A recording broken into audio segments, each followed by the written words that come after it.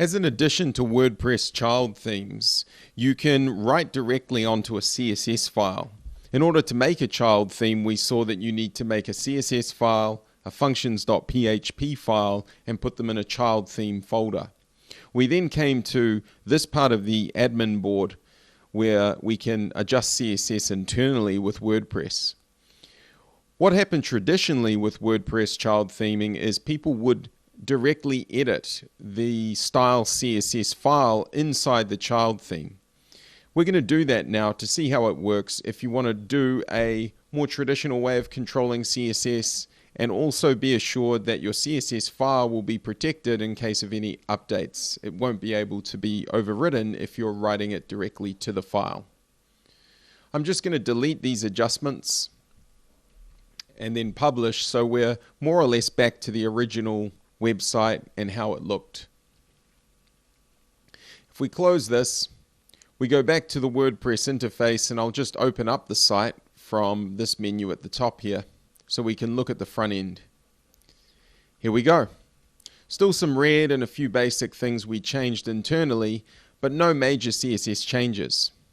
What I'm now going to do is go to an editor and then go to my htdocs folder, go to my website folder, WP content, themes, and this is the theme folder or themes folder.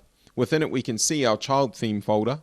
If I go inside of that, we'll see the two files, functions and style.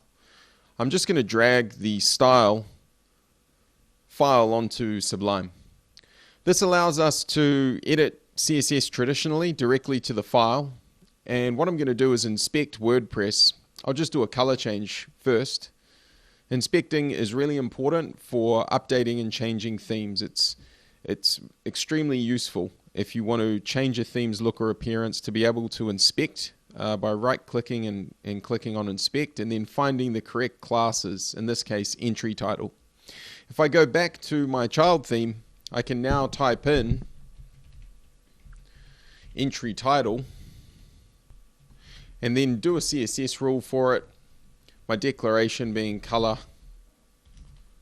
blue.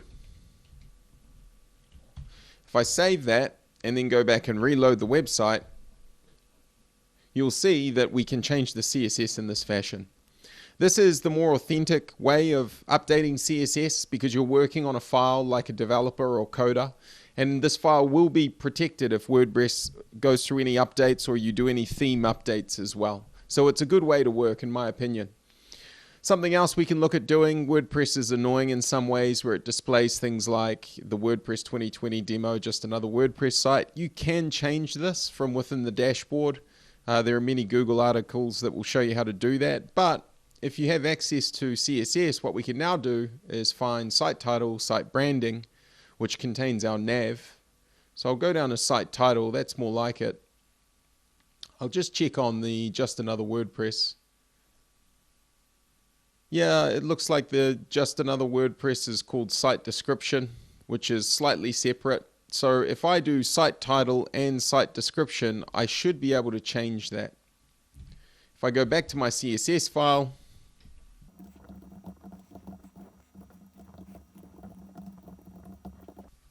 now if I reload the page, you'll see we can control things directly with CSS. This is quite handy.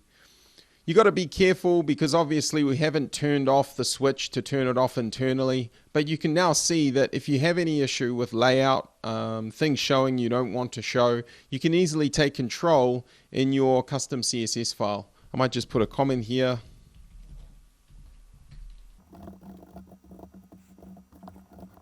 So now we're really up and running. We're able to control WordPress with custom CSS, which gives us a lot of control and helps us to be able to put a design or brand through a website.